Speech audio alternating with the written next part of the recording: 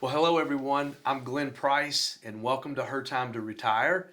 I am co-owner and advisor here at Keystone Financial Resources, and we created this podcast so that we could have an opportunity to visit with women who are really at the top of their game and doing a great job. And we wanted to create an environment where they could come, they could share their story, they could give advice, they could help you in your journey along the way, because at the end of the day, our stories help one another. So today I'm excited because we have Ashley Fitz with us. And let me tell you a little bit about Ashley. So Ashley moved here from a small town in western Kentucky and after high school, and she attended Vanderbilt University, where she graduated with a bachelor's degree in communication studies and business administration. She began her career in commercial banking, obtaining her real estate license on the side. And then she spent 15 years devoted to her family's engineering and materials handling business, where she led administration efforts to streamline business operations. In the 20 plus years Ashley has called the Nashville area home, she has lived in many different neighborhoods, investing in and renovating homes along the way and laying the foundation for what would eventually lead her to pursuing a career in the real estate full time.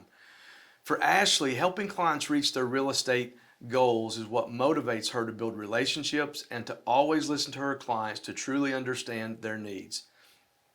Ashley's married to Mike. They live in Brentwood. They have 3 sports-loving boys. They play hockey, baseball, basketball, golf, football, and then while cheering on their favorite team, which is the Nashville Predators. I understand they're big hockey fans. Ashley's passionate about serving her community, and she recently served as board chairperson for Davis House Child Advocacy Center in Franklin, Tennessee. And she continues to help lead and grow Tennessee Women Connect, which is a women's business networking organization with her business partner and fellow Zeitlin agent, Lucy Miller. So Ashley, thank you for agreeing to come on to our podcast today. We're delighted to have you here and to learn more about you and your story and what you can share with our listeners out there that can help them in their journey, because you've had an exciting journey along the way. So tell us a little bit more about you and how you got here. Well, thank you. It's wonderful to be here and talk with everybody. So you did read a little bit about my story and how I started off in a small town in Kentucky. And I started off in high school. My father instilled in me kind of an entrepreneurial spirit, and I worked with him after school, in high school, just start his business. And so that kind of has stuck with me as I've made choices along the way after college and what would happen with my career, which has eventually led me into doing real estate full time. And it's kind of come full circle with my journey coming to Nashville and just falling in love with it several decades ago now. And so I get to kind of relive that excitement on a daily basis as I work with clients who may have lived in the area for a long time, but it seems over the last few years I've worked with a lot of people who are new to the area and hear and experience their visits to Tennessee, and then they decide that this is the place they need to be. So I get to show them around and kind of re-experience the delight when I see people just, looking at the rolling hills in Tennessee, or go into the festivals, the music scene, all of it. Right. So that's a big part of the fun I have in my job. One of the things that stuck out at me in our previous conversation was that you're not just a real estate agent. Like you said, you could throw a rock and hit 5 or 6. Right. And it's the same with financial advisors. They're on every corner. But what stuck out to me is that in your heart, you're an entrepreneur. So tell us a little bit about when did that resonate with you? Because you grew up in a family that owned a business, and your dad invited you in and let you and your brothers be a part of that. So can you remember when it began to click with you, what was really going on in your love for being an entrepreneur? Well, as I mentioned, I started off very young working with my father and kind of watching him pursue his dream and grow his business to what he always imagined it could be, or I guess beyond what it could be. And I was a part of that along the way for a long time. And I watched my family evolve and my brothers kind of get involved in the business as well. And as I spent years kind of helping with the business side of it, I watched, the decisions that he made. And it became clear to me along the way that I've always had my own vision. It wasn't clear for many years. And so I had to, I went through that experience and said, well, what does Ashley really want to do? I've been supporting the family's business, and it was wonderful and taught me so many things about the hard work and the dedication that can go into starting and running and growing your own business, but also not losing yourself in that and kind of finding yourself through that process. And I did a lot of that. And as I had my own children, it kind of became this light bulb moment where I said, I've always wanted to do this. I've got my own children now, and I would love for them to see their mom pursue what she had always wanted to do as well. And so it became just something that I wanted to turn into reality. And I just eventually said, I'm doing it. And I'm not going to let myself, be fearful. I did have fears. Like you mentioned, you could throw a rock and hit a real estate agent. And so many people have connections to agents that they worked with in the past or their own friend or family member. But I had to set that aside and say, I'm going to be myself. And this is what I want to pursue. And it took a lot of listening to my own inner voice and let that be louder than some of the external voices that may have been telling me that I shouldn't do it, or I couldn't do it, or there's already enough people doing it. So when I eventually was able to kind of move past that and listen to what I truly wanted to pursue, then I jumped in. Well, to have the courage to hold on to want to know more of you and what you wanted in your own life, that's a big deal. And I know that I'm sure our listeners out there, there's some ladies out there saying, man, I resonate with that, Ashley. I have those same thoughts, those same ideas. So let's take a moment and let's start talking about the steps that you begin to take, because you had this idea, hey, I've always wanted to do this, and now's the time. And so now you had to put action to it, right? So take us down that path a little bit and talk about some of the things that you did, maybe some of the failures and some of the setbacks, we'll call them setbacks. Sure. Some of the setbacks that you experienced and how you overcame some of those to get through to where you are today. Well, I decided, I'm a lifelong learner, so I know that I will never know everything. And with every job I've had, from commercial banking to human resources administration and next into full-time residential real estate, I knew there was a lot to learn. And so that was what I tried to focus on kind of right away from the beginning, talking to experienced agents. A good friend of mine he lived down the street. He and his wife have been in the industry for 35 years, and they represented us in a home sale. And so I just connected with them right away, and they kind of have become my mentors, and just learn from, the best, and go, take the classes, listen to the podcasts. I met with my broker multiple times, but beyond that, being around good people that can provide resources that maybe you didn't realize you needed. And that led me to partner with another agent. Lucy and I are doing this adventure together and decided that we're better together. We're stronger, two people, working and handling all of our clients. So I think building on the education piece, but also the people piece, where you're surrounded by those that can give you advice and resources to help you get better. What just came to my mind is I heard, I think my preacher says this. He says, if you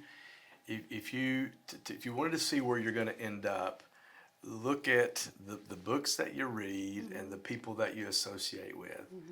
And that's so true. And I think entrepreneurs, many times they can have major setbacks because they jump the gun.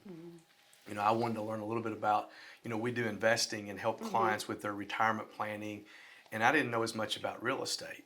So it's like I wanted to start learning about how do I build a real estate portfolio, and I listened to this podcast, and it says, hey, you need to spend a year just really immersing yourself and learning the different aspects and the different things about real estate and determine what it is that you want to do, and then find someone.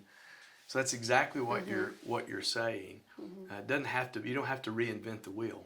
No, and just being realistic also about the timeline. I knew, and I'd been told by multiple experienced people that it is hard work, and I was trying to be realistic about growing a business from scratch in residential real estate, and knowing that I just have to keep focused and set goals and realize it's not going to happen overnight, and just maintain kind of a perseverance and just the attitude of, if I work hard and I continue to connect with the right people and continue to learn, it will happen. And it played out like that.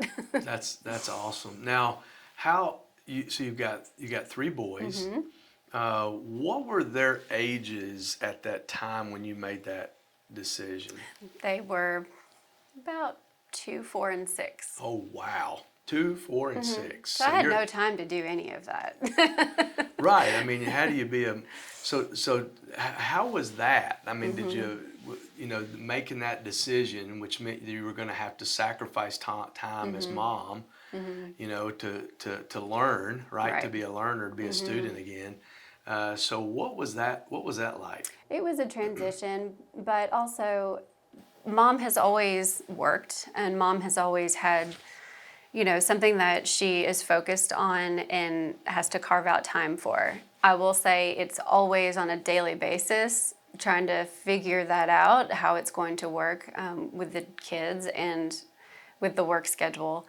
But that was part of the appeal of doing it, was that I could grow it on my own time and be there for my family, and do things like still go to the school and have lunch with them during the day, and then go meet clients for a listing appointment, and just kind of weave it in there. And I think I'll leave the house and the kids will look at me, oh, Mom, where are you going today? Who are you meeting with? And they're kind of excited. They they like hearing my stories, and they've been on showing appointments with me. And my middle child, I don't know, he might have a future in real estate. He likes showing houses. So I feel like they're learning a lot by watching me go through the process. And it's, going through in 2020 and doing a lot of it on Zoom, that was, I wouldn't call it a setback, but it was challenging. And it had to, you had to kind of constantly change how you approach your business and how you're communicating with people. And in the end, I think it's been actually a blessing, because we can easily communicate with people across the country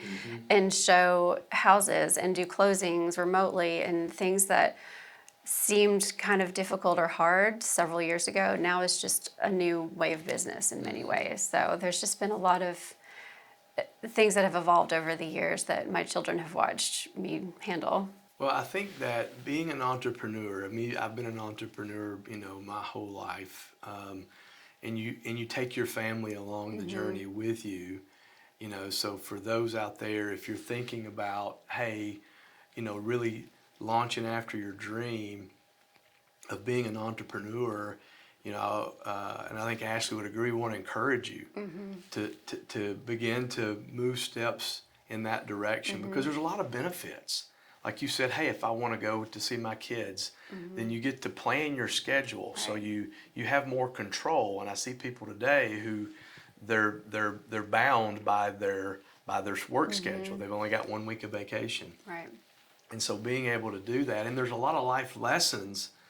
Was your mom a part of the business when you were growing up? In some ways, she was. Yeah. So you grew up seeing the participation of everybody kind of embrace this thing. This becomes our life.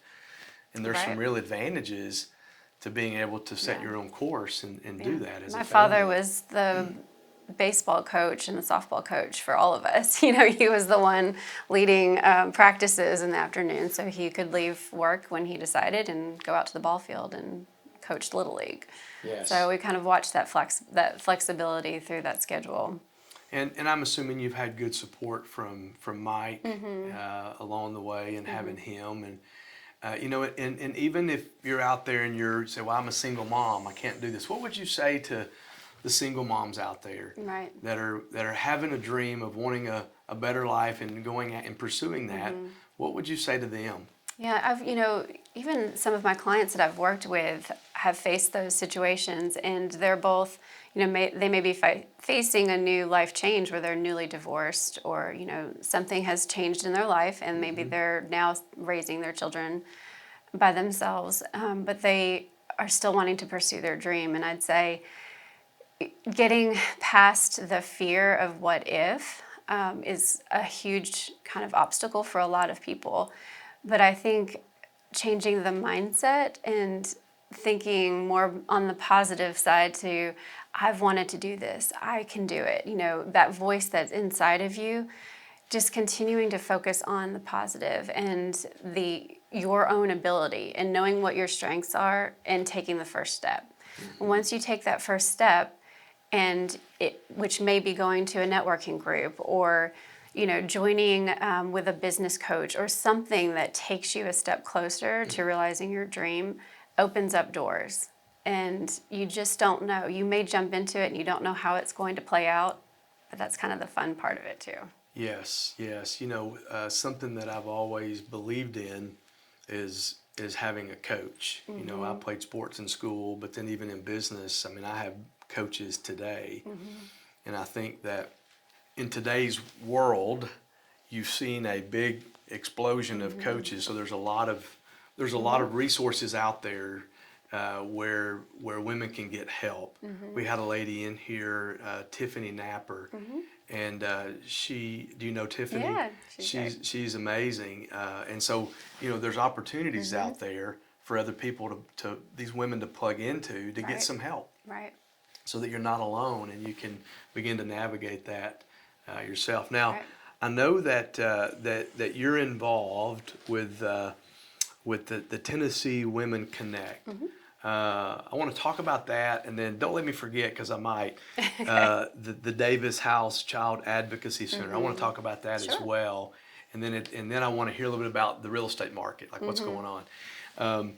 And so tell us a little bit about your connections there, and what really drew you, pulled you that direction, and why you're choosing to commit your time to doing that with Lucy. Yeah, so it was Lucy's networking group that she started just in Franklin to meet her own need of looking for a networking group, and she wasn't quite finding the right fit, and so she started just on Facebook and planned an event to just bring women in business together.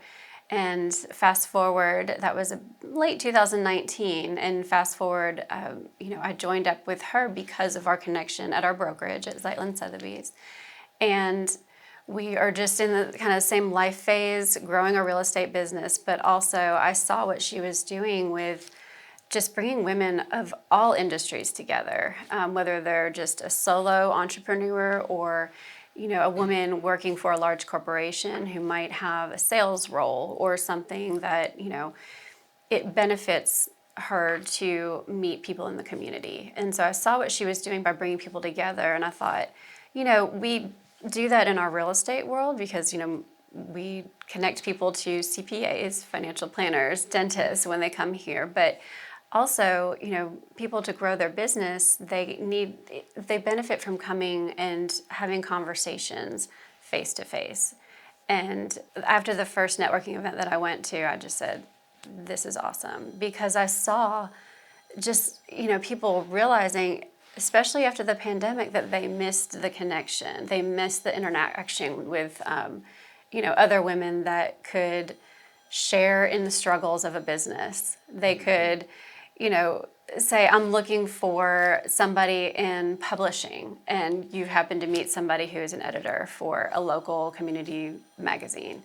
So I just saw that and thought, this is huge for us. And now we're in 8 cities around Nashville, and we have 16 events a month. That's and amazing. We do learning opportunities, and we host a live event in October. So it has grown, and it's meeting a huge need for women in the business world. Well, I love that, and the reality is that we need community. And one of the things, Jonathan and I, as I mentioned to you, we have a lot of female clients, that are widowed, single, divorced, and having a passion to help women because we understand the challenges that women go through from our own stories. With my grandmother, losing my grandfather, and then watching my grandmother struggle, Jonathan with his mom, and so one of the things that I love about in working with women and helping them is like they're more open to get together. A guy, I think it's his ego that keeps him away. That he doesn't want to, bare himself or be vulnerable to another man or something. I don't know what it is. It's weird, but women will open up and share, and I think that's really cool. And because that's where you can learn, where you're not alone. And I'm assuming that even with your experience, do you find that gives you confidence in helping you build your own business because you know that there's a handful of women that you can pick up the phone and call and say, hey, I'm having a hard day. I'm struggling. So does it benefit you in that way today? Absolutely. And, as a real estate agent, you can feel very isolated in your business and your particular client's issue, or that you feel alone. But there's so many parallels in other businesses. It doesn't have to be another real estate agent, or and it's just you can share so much about a common struggle. If you're having a bad day, like you said, call, text, email, and having met somebody in person, face to face, talking to them, the connection is just deeper, and it's you can build relationships better off of that. And it is so true that when women get together, we love to share, and oftentimes the volume level in the room goes way up because everybody's talking at the same time. Energy if we do a women's event, I mean the energy in the room. We'll kid, and I've told Jonathan, I said, I think one of the problems I'm starting to see in our business are the men. And because they just don't talk and open up and share. If we do an event where there's just men there, it's very different. It's so much alive and fun with the women there. So I think that's really cool, and you're seeing that expand and grow. I know that I've read, and I want to hear more about it. It's your passion about being on the board for the Davis House Child Advocacy Center in Franklin here.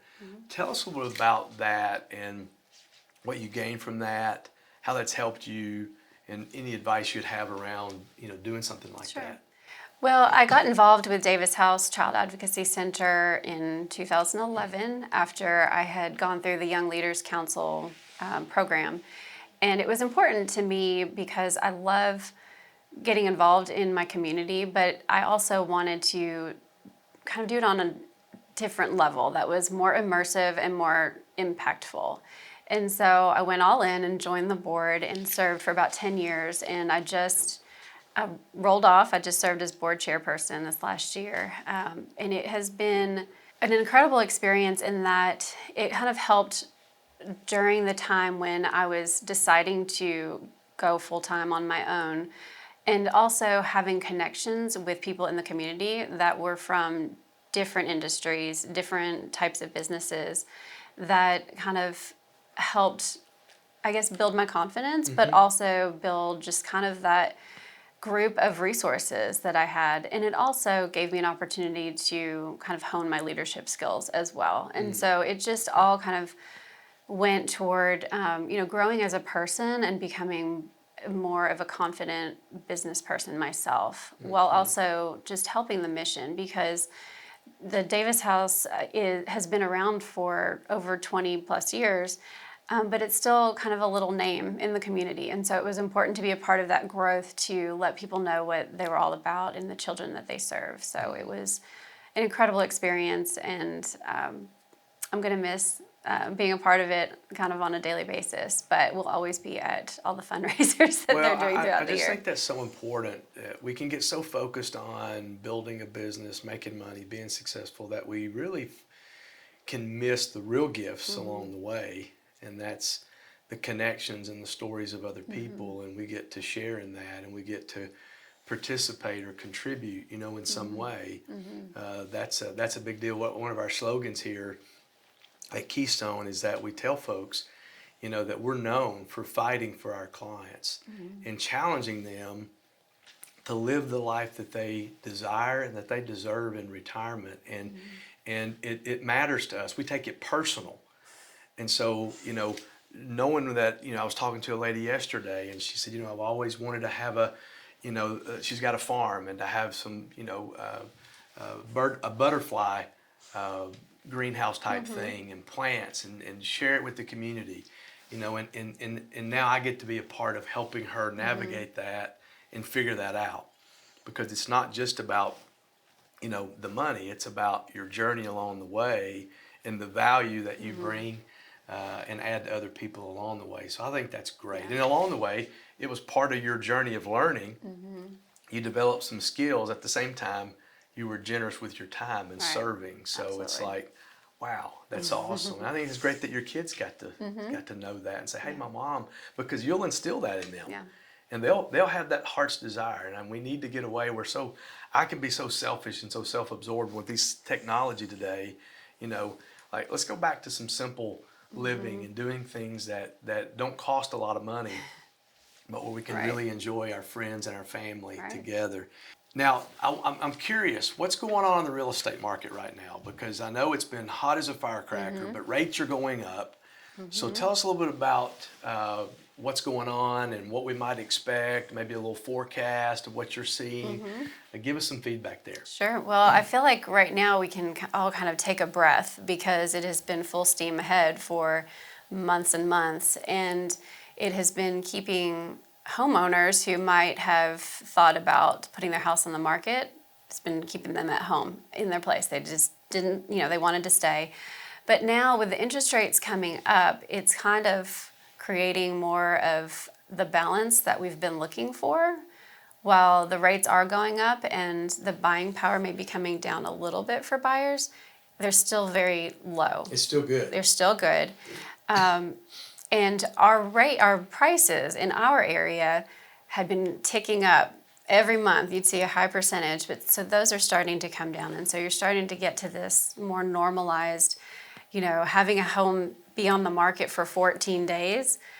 Before, that was unheard of. Now homes are kind of staying a little bit longer. And so buyers aren't in a huge, rush where they have to make a decision right away. They're not getting 50 offers on one Right. place. So you may get 1 or 2 or 3 offers, whereas before 30 offers, 40 offers on something was not uncommon. And so that was just kind of a frenzied market. And so it feels like, things have slowed down to a good pace right now. So, if you've thought about putting your house on the market, now is a good time. There are still plenty of buyers looking. They're navigating the higher interest rates, but Nashville is still a hot place to move, and people are going to be continuing to move here and look for homes. So it's a good time for both sides. Well, tell our listeners where they can find you, because if they don't have a good person, I think they'll know after our conversation today that you're someone that would care about them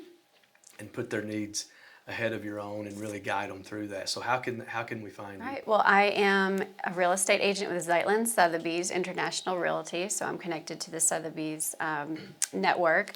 You can find me on their Zeitlin website, ashleyfitz.zeitlin.com. And also, if you're in social media and you're on Instagram, I am at Ashley in Nashville. You can find me there. All right. Well, Ashley, I want to thank you for coming today. I think our listeners are going to be, I guarantee you they've stayed the whole time and listened to the conversation, because it's been very enlightening and easy to listen to. So thank you for joining us today. And we would just want to let you all know how much we appreciate you.